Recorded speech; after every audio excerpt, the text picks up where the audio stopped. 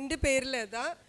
ഞാൻ ട്രിവാൻഡ്രത്ത് നിന്നാണ് വരുന്നത്. ഇതെൻ്റെ മോൾക്ക് വേണ്ടിയിട്ട് സാക്ഷ്യം പറയാനാണ് ഞാനിവിടെ വന്നിരിക്കുന്നത്. 2021 കോവിഡിൻ്റെ വാക്സിൻ എടുത്തതാണ് എൻ്റെ കുഞ്ഞ്. BHMന് പഠിക്കുന്ന സ്റ്റുഡൻ്റായിരുന്നു അവൾ. വാക്സിൻ എടുത്ത് 2 ദിവസം കഴിഞ്ഞപ്പോൾ അവളുടെ ബ്രെയിനിൽ ഇൻഫെക്ഷൻ ഉണ്ടായി. ആ ഇൻഫെക്ഷൻ്റെ ഫലമായിട്ട് അവളുടെ എക്സാം എഴുതിക്കൊണ്ടിരുന്ന എക്സാം ഹാളിൽ അവൾ തളർന്ന് വീണ് സംസാരശേഷിയും പോയി, ഒരു സൈഡ് പാരലൈസ്ഡും ആയിപ്പോയി. അവിടെ നിന്നിട്ട് നേരെ ഞങ്ങൾ ഹോസ്പിറ്റലിലേക്ക് കൊണ്ടുപോയപ്പോൾ അവർ പറഞ്ഞു ഈ ലക്ഷക്കണക്കിന് ആൾക്കാരിൽ വരുന്ന ഒരുതരം ഗ്ലയോബ്ലാസ്റ്റോമ എന്ന് പറയുന്ന ഗ്രേഡ് 4ൽപ്പെട്ട 4th സ്റ്റേജിൽപ്പെട്ട ട്യൂമർ എന്നാണ് പറഞ്ഞത്. അപ്പോൾ ഡോക്ടേഴ്സ്മാരെല്ലാം പറഞ്ഞു പ്രതീക്ഷിക്കണ്ട, ഇനി കുഞ്ഞിനെക്കുറിച്ച് നിങ്ങൾ പ്രതീക്ഷിക്കുകയൊന്നും വേണ്ട, നിങ്ങൾക്ക് ഈ ഒരു അസുഖത്തിന് 1 വർഷം മാത്രമേ കാലാവധി ഉള്ളൂ, അതിനപ്പുറം ഈ കുഞ്ഞ് ജീവിച്ചിരിക്കത്തില്ല എന്ന് പറഞ്ഞു. എന്നിട്ട് അവർ ബയോപ്സി എടുത്തിട്ട് നേരെ ഞങ്ങൾ ആ ഹോസ്പിറ്റലിൽ നിന്ന് ആ സമയത്തൊരു 49,000 രൂപ കൊടുത്ത് മോൾക്കൊരു കീമോ കൊടുത്തായിരുന്നു. ആ കീമോയിൽ അവളുടെ മൊത്തത്തിലുള്ള സംസാരശേഷി നഷ്ടപ്പെട്ടു പോയി. അവിടുന്ന് ഞങ്ങൾ ട്രിവാൻഡ്രം മെഡിക്കൽ കോളേജിനകത്തുള്ള ശ്രീചിത്രയിൽ ന്യൂറോയിൽ കൊണ്ടുപോയപ്പോഴത്തേക്ക് അവർ പറഞ്ഞു ഈ ബയോപ്സി നോക്കട്ടെ, ഞങ്ങൾ ബയോപ്സി ഒന്ന് ചെക്ക് ചെയ്ത ശേഷം കുഞ്ഞിൻ്റെ കാര്യം പറയാമെന്ന് പറഞ്ഞു. അങ്ങനെ അവർ ബയോപ്സി നോക്കിയപ്പം പറഞ്ഞു ഞങ്ങൾക്കൊന്നും ചെയ്യാൻ പറ്റത്തില്ല, CNSനകത്താണ്, ഫുൾ നെർവ്സിനെയും കൺട്രോൾ ചെയ്യുന്നതിൻ്റെ അകത്താണ്, അപ്പോൾ കുഞ്ഞിൻ്റെ കാര്യത്തിൽ ഞങ്ങൾക്കൊന്നും പറയാനില്ല എന്ന് പറഞ്ഞു. അവിടുന്ന് ഞങ്ങളെ RCCയിലേക്ക് വിട്ടു. RCC പോയപ്പോൾ ഡോക്ടർ എന്നെ വിളിച്ച് അടുത്തിരുത്തിയിട്ട് പറഞ്ഞു, അമ്മേ ഈ അസുഖത്തിൻ്റെ സീരിയസ് മനസ്സിലാക്കണം, ഞങ്ങൾ ഈ ഡോക്ടേഴ്സ്മാർക്ക് ഞങ്ങൾക്ക് നേരെ നിങ്ങളോട് ഇത് തുറന്നു പറഞ്ഞേ പറ്റത്തുള്ളൂ എന്ന് പറഞ്ഞു. അപ്പോൾ എന്നെ പിടിച്ച് അടുത്തിരുത്തിയിട്ട് ഡോക്ടർ പറഞ്ഞു ഇന്ന കുഴപ്പങ്ങൾ ഈ അസുഖത്തിനുണ്ട്, ഈ അസുഖം വന്നവരാരും അധികം ജീവിച്ചിരുന്നിട്ടില്ല, അപ്പോൾ ഞങ്ങൾ സർജറി ചെയ്യാൻ പറ്റുമെങ്കിൽ ഞങ്ങൾ സർജറി ചെയ്യും, പക്ഷെ നിങ്ങൾ ഗ്യാരണ്ടി ഒന്നും ഈ കാര്യത്തിൽ ഇല്ല എന്ന് പറഞ്ഞു. അങ്ങനെ ഡോക്ടർ വന്ന് ബയോപ്സിയുടെ റിസൾട്ട് എല്ലാം നോക്കിയിട്ട് പറഞ്ഞു സർജറി ചെയ്യാൻ, അവിടെയും അത് തന്നെ പറഞ്ഞ് സർജറി ചെയ്യാൻ പറ്റില്ല, നമുക്ക് റേഡിയേഷനും കീമോയിലും കൂടി നോക്കാമെന്ന് പറഞ്ഞു. അങ്ങനെ 33 റേഡിയേഷനും 95 കീമോ 1 വയലും ബാക്കിയെല്ലാം ടാബ്ലറ്റുമായിട്ടാണ് കുഞ്ഞിന് കൊടുത്തത്. അപ്പം ഏകദേശം അവൾക്ക് ഇത്രയും ഭാഗം തന്നെ മുടിയുണ്ടായിരുന്നു. അപ്പം ഈ കുഞ്ഞിനെ അവിടെ മുട്ടയടിച്ചിട്ടേ കൊണ്ടുപോകാൻ പറ്റുള്ളൂ. അവളെ ഏറ്റവും വലിയൊരു വീക്ക്നെസ് എന്ന് പറഞ്ഞാൽ മുടിയായിരുന്നു. അപ്പോൾ ഈ ബാർബർ ഷോപ്പിൽ നിന്ന് ആളെ വിളിച്ചപ്പോൾ അയാൾക്കും വെട്ടാനൊരു സങ്കടം. അയാളിങ്ങനെ മെടഞ്ഞിട്ട മുടിയെ അറുത്ത് ഫുള്ളായിട്ട് എടുത്തിട്ട് പിന്നെ അവൾക്ക് എന്ത് ചെയ്യണമെന്നറിയില്ല. അവളുടെ മുടി പോയപ്പോൾ അവളുടെ ഏറ്റവും സങ്കടം, അവൾ കരഞ്ഞത് തന്നെ അവളുടെ മുടി പോയതിലായിരുന്നു ഏറ്റവും കൂടുതൽ. ഇത്രയും കീമോയും റേഡിയേഷനും ഒക്കെ എടുത്തെങ്കിലും അവൾക്ക് സഹിക്കാവുന്നതിനപ്പുറമായിരുന്നു ഈ മുടി മുറിച്ച് മാറ്റുക എന്ന് വെച്ചാൽ. അപ്പോൾ ഞാൻ പല സ്ഥലത്തും പോയപ്പം പറഞ്ഞു ഇനി ഈ കുഞ്ഞ് ഇരിക്കത്തില്ല, നിങ്ങൾക്ക് കിട്ടത്തില്ല, കോമയിൽ കിടക്കുന്ന ഒരു കുഞ്ഞിനെയാണോ നിങ്ങൾക്ക് ആവശ്യം. എല്ലാവരും മനസ്സ് എത്രത്തോളം നമ്മളെ മരവിപ്പിക്കുന്ന രീതിയിലായിരുന്നു അവരുടെയൊക്കെ സംസാരം. കിട്ടത്തില്ല, കുഞ്ഞിനെ കിട്ടത്തില്ല. ഒരു അമ്മയ്ക്ക് ഒരിക്കലും സഹിക്കാൻ പറ്റാത്തൊരു കാര്യമാണ് സ്വന്തം കുഞ്ഞിനെ കിട്ടില്ല എന്ന് ആര് പറഞ്ഞാലും ശരി തന്നെ, ഒരു ഡോക്ടറായാലും ശരി, മറ്റുള്ളവർ പറഞ്ഞാൽ നമ്മൾ ഇത്രയും വളർത്തി പളുങ്കുപോലെ ഇത്രയും വലുതാക്കി കൊണ്ടുവന്നിട്ട് നമ്മുടെ മുന്നിൽ നമ്മുടെ കുഞ്ഞിനെ കിട്ടില്ല എന്ന് പറയുമ്പം ഒരിക്കലും ഒരു അമ്മയ്ക്ക് സഹിക്കാൻ പറ്റുന്നതിന് അപ്പുറമായിരുന്നു.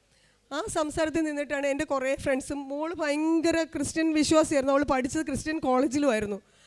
അപ്പോൾ അവൾ ഈ മൊബൈൽ എടുത്ത് വെച്ചിട്ട് ഫുൾ ടൈം കർത്താവിനെ ഇങ്ങനെ മനമുരുക്കി പ്രാർത്ഥിക്കുമായിരുന്നു. അമ്മയുടെ അടുത്ത് കൃപാസനത്തിലെ അമ്മയെ ഞങ്ങൾ ഈ യൂട്യൂബിൽ കൂടിയാണ് കണ്ട് മനസ്സിലാക്കുന്നതും പ്രാർത്ഥിക്കുന്ന മൊത്തവും കർത്താവിനെ വിളിച്ചിട്ടാണ് അവളുടെ പ്രാർത്ഥന ഫുൾ ടൈം.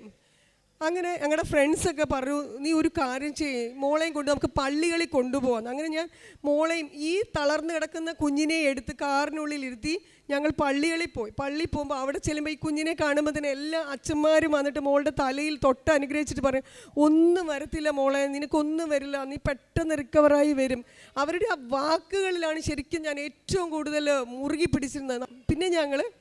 പിന്നെ കിട്ടുന്ന സമയം മൊത്തം ഞങ്ങൾ പള്ളിയിൽ പോയി അവിടെ ചെന്നിരുന്ന് പ്രാർത്ഥിക്കാൻ അറിയില്ല, എന്നാലും നമ്മുടെ രീതിയിൽ ഞങ്ങൾ പ്രാർത്ഥിക്കും എൻ്റെ കുഞ്ഞിനെ തിരിച്ചു തരണം എന്ന്.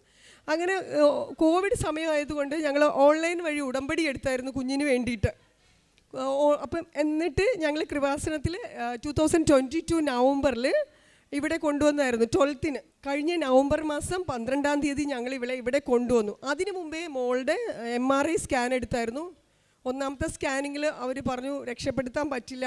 2ാമത്തെ സ്കാനിങ്ങിലും അതേ സ്റ്റേജ് തന്നെയായിരുന്നു. 3ാമത്തെ സ്കാനിങ്ങിന് പോയപ്പോൾ അവർ പറഞ്ഞു തല ഫുള്ള് സ്പ്രെഡായി, ഇനി നിങ്ങളിതിനെ പ്രതീക്ഷിക്കരുതെന്നാണ് എന്നോട് പറഞ്ഞത്. അപ്പോൾ എന്തെങ്കിലുമൊക്കെ ആഗ്രഹങ്ങൾ കുഞ്ഞിനുണ്ടെങ്കിൽ സാധിച്ചു കൊടുത്തേക്കണം. അപ്പോൾ ഒരു രാത്രി ഒരു 2:30 മണിയാകുമ്പോൾ എനിക്ക് ഉറക്കമില്ല.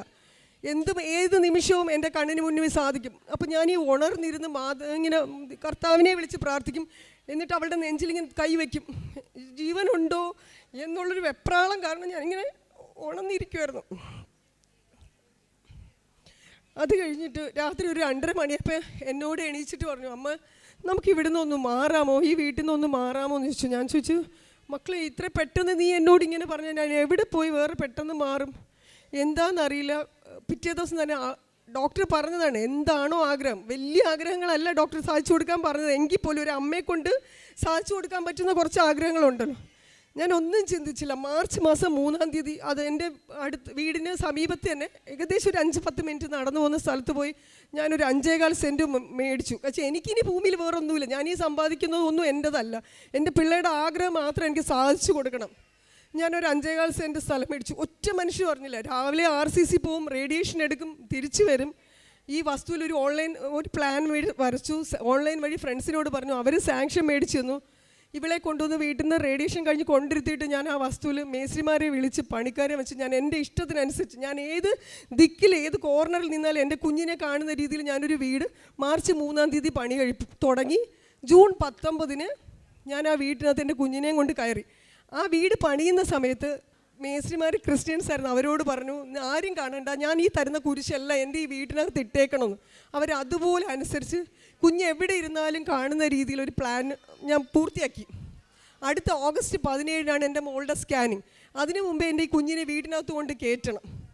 എന്ത് ചെയ്യാം? അപ്പോൾ മേസ്ത്രിമാർ എൻ്റെ കൂടെ രാവും പകലും ഇല്ലാതെ നിന്ന് ഒറ്റ മനുഷ്യരറിയാതെ ഞാനൊരു വീട് പൂർത്തിയാച്ചു.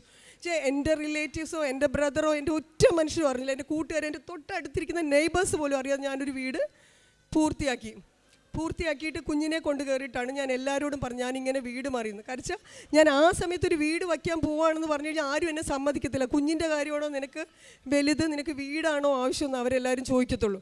പക്ഷേ എൻ്റെ മനസ്സിനകത്ത് എൻ്റെ കുഞ്ഞിൻ്റെ ആഗ്രഹമാണ് എനിക്ക് വലുതായിരുന്നത്. അപ്പം ഞാൻ പൂർത്തിയാക്കി ആ വീട്ടിൽ പോയി. ആ വീട്ടിൽ ചെന്ന് കയറിയ ശേഷം 2 ദിവസം കഴിഞ്ഞപ്പോൾ തന്നെ മോൾക്ക് ഭയങ്കരമായിട്ടുള്ളൊരു മാറ്റം. അപ്പം മുന്നത്തെ സ്കാനിൽ ഫുൾ തലയിൽ സ്പ്രെഡായി കഴിഞ്ഞു എന്നാണ് ഡോക്ടേഴ്സ് പറഞ്ഞത്.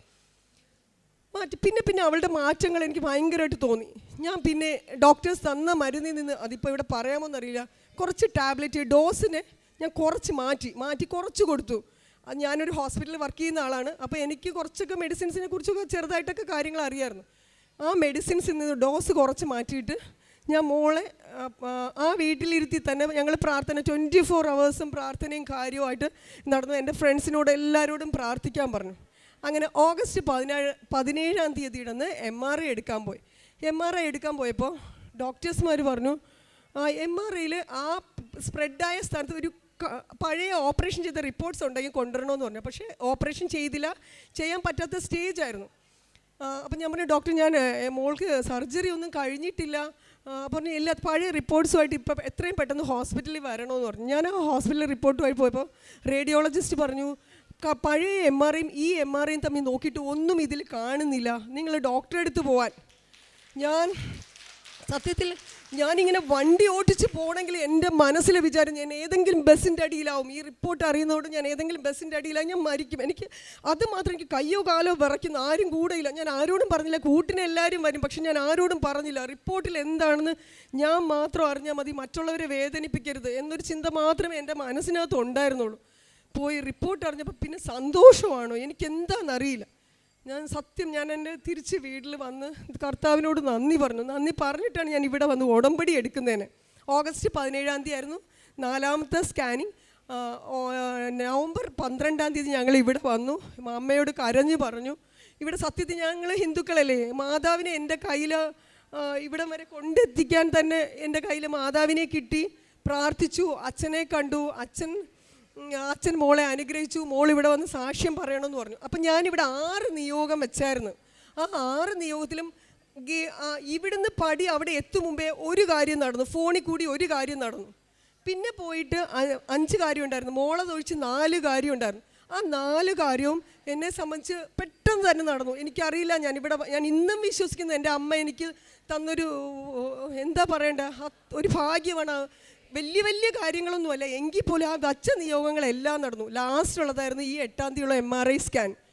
ഈ MRI സ്കാനിങ്ങിന് ഡോക്ടറെ അടുത്ത് പോയി റിസൾട്ട് 4 ദിവസം കഴിഞ്ഞാലേ MRIയുടെ റിപ്പോർട്ട് കിട്ടത്തുള്ളൂ.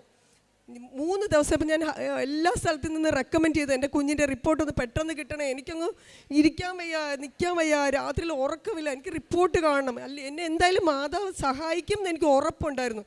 എന്നാലും ഒരു അമ്മയുടെ വെപ്രാളം എല്ലാവർക്കും നിങ്ങൾക്കൊക്കെ മനസ്സിലാവില്ല, ഒരു അമ്മയുടെ വേദന എന്തായിരിക്കുന്നു. ആ റിപ്പോർട്ട് വെച്ച് ഡോക്ടറെ വിളിച്ചിട്ട് ഡോക്ടർ പറയാം, റിപ്പോർട്ടിനുള്ളിൽ ഒന്നുമില്ല, ഇത്രയും വലിയൊരു ട്യൂമർ ഫുള്ള് സ്പ്രെഡായി എന്ന് പറഞ്ഞാൽ ട്യൂമറിൻ്റെ സ്ഥാനത്ത് ഒരു വകയില്ല എന്ന് പറയുമ്പോൾ ആ നിമിഷം നമ്മൾ എന്താവും. എനിക്ക് അമ്മയോട് എത്ര പറഞ്ഞിട്ടും തീരുന്നില്ല. നിങ്ങളോട് ഞാൻ ഈ സാക്ഷ്യം, ഞങ്ങൾ ഹിന്ദുക്കളാണ്, സാക്ഷ്യം പറയാൻ പോകരുത്, യൂട്യൂബിൽ ഇത് കാണും, ഇത് കണ്ടാൽ വലിയ പ്രശ്നവും, അങ്ങനെ എല്ലാവരും എന്നോട് പറഞ്ഞു സാക്ഷ്യം പറയാമെന്ന് പോലും. പക്ഷെ ഞാൻ എൻ്റെ അമ്മയ്ക്ക് ഇവിടെ ഒരു വാക്ക് കൊടുത്തിട്ടാണ് ഇറങ്ങിപ്പോയത്. ഞാൻ ഈ കുഞ്ഞിനെ ഈ നടയിൽ കൊണ്ടിരുത്തി സാക്ഷ്യം പറയിപ്പിക്കും. ഏത് ജാതിയോ മതമോ അതിനപ്പുറം ദൈവം എന്ന് പറയുന്ന ഒരാൾ നമ്മുടെ കൂടെ ഉണ്ട്. അങ്ങനെ ഡോക്ടർ പറഞ്ഞു, ഇനി മോൾക്ക് മരുന്ന് കഴിക്കണ്ട, മരുന്ന് നിങ്ങൾ കൊടുക്കണ്ട, ഒന്നും ചെയ്യേണ്ട, മോളെ കോളേജിൽ പഴയപടി വിട്ടോളാൻ. അപ്പം ഒരു സൈഡ് തളർന്ന്, സത്യം പറഞ്ഞാൽ നിങ്ങൾക്ക് ആർക്കും, ഞാനായതുകൊണ്ടാണ് ഇന്നിവിടെ ജീവിച്ചിരിക്കുന്നത്, ഒരു ഡയപ്പർ മാത്രം കുഞ്ഞിനാരെയും തിരിച്ചറിയാൻ അറിയത്തില്ലായിരുന്നു. ഒരു അമ്മയ്ക്ക് ഇത്രയും പ്രായമുള്ളൊരു കുഞ്ഞിനെ തൂക്കിയെടുത്ത് ബാത്റൂമിൽ കൊണ്ടുപോകും. ഒരു പെൺകുഞ്ഞല്ലേ, നമുക്ക് മാത്രം, സ്ത്രീകൾക്ക് മാത്രമല്ലേ കൊണ്ടുപോകാൻ പറ്റുള്ളൂ, ബാക്കി എല്ലാ കാര്യവും ചെയ്യാൻ പറ്റത്തുള്ളൂ. അങ്ങനെ ഞാൻ ഈ മോളെയും വെച്ചിട്ട് രാവും പകലും ഇല്ലാതെ ഞങ്ങൾ പ്രാർത്ഥന. മോള് പിന്നെ 24 hours അച്ഛൻ്റെ പ്രാർത്ഥന ഫുൾ ടൈം. അവൾക്ക് സംസാരിക്കാൻ പറ്റത്തില്ല, സംസാരം അന്നത്തോടെ പോയെങ്കിലും ഇപ്പം കുറേ അധികം സംസാരിക്കാൻ തുടങ്ങി. നടക്കാൻ അവൾ 5 പടിയൊക്കെ സുഖമായിട്ട് നടന്നു തുടങ്ങി. ഇനി മാതാവ് എൻ്റെ കുഞ്ഞിൻ്റെ സംസാരം തിരിച്ചു തരും. എൻ്റെ കുഞ്ഞ് കോളേജിൽ ഞാൻ ചേർക്കാൻ അഡ്മിഷൻ പോയി എടുത്ത് 2 വർഷം പോയി, 3ാമത്തെ വർഷമാണ് പഠിക്കാൻ പറ്റാത്തത്. അപ്പോൾ 1 വർഷം പോയി. വീണ്ടും അവളെ തിരിച്ച് പഴയപടി കോളേജിലാക്കണം. അതിന് മുന്നേ ഞാൻ അവിടെ ഞങ്ങളുടെ ട്രിവാൻഡ്രത്തുള്ള പള്ളിയിൽ പോയി കർത്താവിനോട് പറഞ്ഞു, കർത്താവേ, എൻ്റെ കുഞ്ഞിൻ്റെ ഈ പേര് നിന്നിലാൽ ഞാൻ ഇവളെ അറിയിക്കപ്പെടും ലോകത്തെ. ഈശോയും മറിയവും ചേർന്ന് എൻ്റെ മോളുടെ ഇപ്പം ഇരിക്കുന്ന പേര് മാറ്റിയിട്ട് ഞാൻ ഇമ എന്ന രീതിയിൽ ഞാൻ സാക്ഷ്യം പറഞ്ഞ് നിന്നെ അറിയിക്കും, ലോകം മൊത്തം അവളെ ഇമ എന്ന പേരിൽ അറിയപ്പെടണം എന്ന് പറഞ്ഞ് ഞാൻ അഫിഡവിറ്റ് വക്കീലിൻ്റെ കയ്യിൽ കൊടുത്ത് അഫിഡവിറ്റും കൊടുത്തിട്ടാണ് ഞാൻ ഈ നിങ്ങളുടെ മുന്നിലിരുന്ന് ഈ സാക്ഷ്യം പറയുന്നത്. എനിക്ക് അത്രയും എൻ്റെ മാതാവ് തന്നു. ഞാൻ പ്രാർത്ഥിച്ച എല്ലാ കാര്യവും എൻ്റെ മാതാവ് നടത്തി തന്നു. അപ്പോൾ എനിക്ക് അതാ ഞാൻ ഇന്ന് എൻ്റെ കുഞ്ഞിൻ്റെ പിറന്നാളാണ്, ഇന്ന് എൻ്റെ മോളുടെ പിറന്നാൾ. ആ ഒരു സമയത്തിന് എനിക്ക് ഇവിടെ എത്താൻ സാധിച്ചതുപോലും എൻ്റെ മാതാവായിട്ടാണ് എന്നെ ഇവിടെ എത്തിച്ചത്. അപ്പം നിങ്ങളുടെ എല്ലാവരുടെ പ്രാർത്ഥനയും അനുഗ്രഹവും ഇനിയും എൻ്റെ കുഞ്ഞിന് നിങ്ങളും കൂടി പ്രാർത്ഥിക്കണം എന്ന് മാത്രമേ എനിക്ക് പറയാനുള്ളൂ. എല്ലാവരും, എൻ്റെ വിശ്വാസം പോലെയാണ് നിങ്ങളുടെയും വിശ്വാസം. നമ്മുടെ അനുഭവങ്ങളിൽ കൂടിയാണ് നമ്മൾ മറ്റുള്ളവരോട് എല്ലാ കാര്യങ്ങളും പറഞ്ഞു കൊടുക്കുന്നത്. അതുകൊണ്ട് നിങ്ങളുടെ അനുഗ്രഹവും ആശംസകൾ എൻ്റെ കുഞ്ഞിനോട് എന്നും നിങ്ങളും കൂടി പ്രാർത്ഥിക്കണം എന്ന് പറഞ്ഞാൽ, ഇനി എന്തായാലും ഞാൻ ഡോക്ടറോട് എന്നിട്ട് ചോദിച്ചു, ഡോക്ടർ ഇനി എൻ്റെ കുഞ്ഞിന് എന്തെങ്കിലും വരുമോ? ദൈവത്തിന്, ഞാനും ഡോക്ടറാണ്, എനിക്ക് മേളിൽ ദൈവം ഉണ്ടെന്നുള്ളതാണ് ഈ കുഞ്ഞാണ് അതിന് സാക്ഷി. അതുകൊണ്ട് ഇനി ദൈവത്തിൽ മാത്രം നിങ്ങളങ്ങ് വിശ്വസിച്ചാൽ മതി എന്നാണ് ആ ഡോക്ടർ എന്നോട് പറഞ്ഞത്. അപ്പം അങ്ങ് ഞങ്ങളോടൊത്ത് യാത്ര ചെയ്യുമെങ്കിൽ ഞാനും അങ്ങയുടെ ജനവും ഭൂമുഖത്തുള്ള മറ്റെല്ലാ ജനതകളിൽ നിന്ന് വ്യത്യസ്തരായിരിക്കും. മോശ കർത്താവിനോട് പറയുന്ന വചനമാണ് വിശുദ്ധ ഗ്രന്ഥത്തിൽ പുറപ്പാടിൻ്റെ പുസ്തകം 33-ാം അധ്യായം 16-ാം തിരുവചനം. ഉടമ്പടി വഴി ലഭിക്കുന്ന ദൈവ സാന്നിധ്യം നമ്മെ എല്ലാറ്റിൽ നിന്നും എല്ലാവരിൽ നിന്നും വ്യത്യസ്തരാക്കുകയാണ്. അതിൻ്റെ ജീവിക്കുന്ന സാക്ഷ്യമായിട്ടാണ് നേഖ എന്ന് പേര് പറഞ്ഞ് ഇപ്പോൾ നേഖയുടെ അമ്മ തന്നെ പറഞ്ഞു, അത് നോട്ടറിയുടെ കയ്യിൽ അഫിഡാവിറ്റൊക്കെ കൊടുത്തിട്ടാണ് വന്നത്. മോളുടെ പേര് ഇമ, ഈശോയും മറിയവും, ആ പേരിലാണ് ഇനി മോൾ അറിയപ്പെടുക എന്ന് പറഞ്ഞു. അപ്പോൾ ഈ മകള് ഇന്നിവിടെ ഇങ്ങനെ ഒരു സാക്ഷ്യമായി നിൽക്കുകയാണ്. അതായത്, അങ്ങ് ഞങ്ങളുടെ കൂടെ യാത്ര ചെയ്യുമെങ്കിൽ ഞാനും അങ്ങയുടെ ജനവും ഭൂമുഖത്തുള്ള മറ്റെല്ലാ ജനതകളിൽ നിന്നും വ്യത്യസ്തരായിരിക്കും. വ്യത്യസ്തമായ ഒരു സാഹചര്യത്തിലൂടെയാണ് ഉടമ്പടി എടുക്കുന്ന മക്കൾ യാത്ര ചെയ്യുക. ആദ്യമേ ഓൺലൈൻ ഉടമ്പടിയാണ് എടുത്തത്. ഈ കുഞ്ഞിൻ്റെ സാക്ഷ്യം, രോഗം അതെന്താണെന്ന്, അതായത് 1,00,000 ഒരാൾക്ക് വരുന്ന അസുഖമാണ്. ആണോ? അങ്ങനെയാണോ?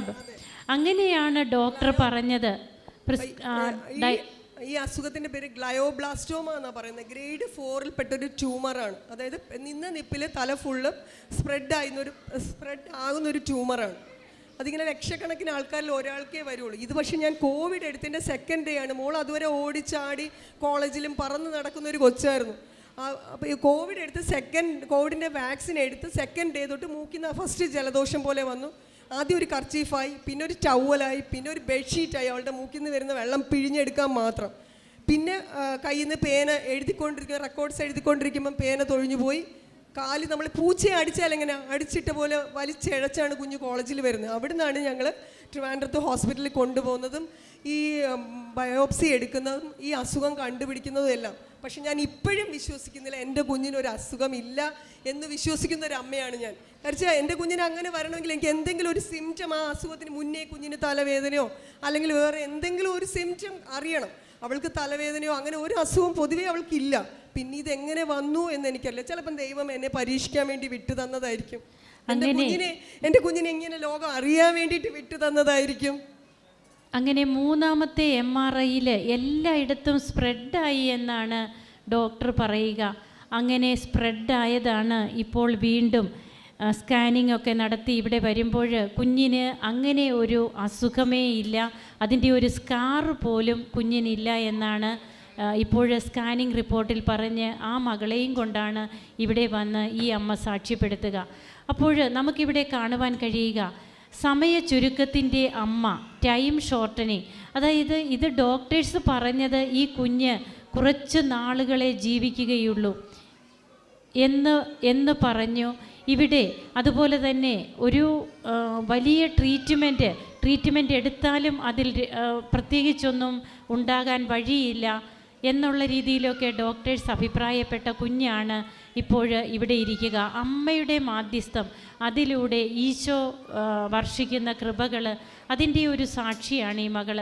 അപ്പോൾ ഇവിടെ നമുക്ക് കാണുവാൻ കഴിയുക it is not by merit but by grace. അതായത് നമ്മുടെ യോഗ്യതയല്ല, കർത്താവിൻ്റെ കൃപകളാണ്. ദൈവത്തിൽ വിശ്വസിക്കുന്നവർക്ക്, അവൻ്റെ നാമത്തിൽ വിശ്വസിക്കുന്നവർക്ക് കൃപയ്ക്കുമേൽ കൃപ എന്നാണ് വിശുദ്ധ ഗ്രന്ഥം പറയുക. ജ്ഞാനസ്നാനത്തിലൂടെ അല്ലാതെ ഈശോയെ അറിഞ്ഞ് ഈശോയാണ് സത്യദൈവമെന്ന് ലോകത്തോട് മൊത്തം പ്രഘോഷിക്കുന്ന ഈ അമ്മയും മകളും ഇവരെ പ്രതി നമുക്കും കരങ്ങളടിച്ച് ദൈവത്തെ മഹത്വപ്പെടുത്താം. അത്യുന്നതനായ ദൈവത്തെ സ്തുതിക്കാം. ഈശോയെ നന്ദി, ഈശോയെ സ്തുതി, ഈശോയെ ആരാധന. അത്യപൂർവ ദൈവാനുഭവങ്ങൾ ഇനി നിങ്ങൾക്കും സ്വന്തം. ഈ യൂട്യൂബ് ചാനൽ ഇതുവരെ സബ്സ്ക്രൈബ് ചെയ്തിട്ടില്ലെങ്കിൽ ഇപ്പോൾ തന്നെ സബ്സ്ക്രൈബ് ചെയ്യുക. ഈ വീഡിയോ ഇപ്പോൾ തന്നെ നിങ്ങളുടെ സുഹൃത്തുക്കൾക്ക് ഷെയർ ചെയ്തുകൊണ്ട് കർത്താവിൻ്റെ പ്രേക്ഷിതരാകുക.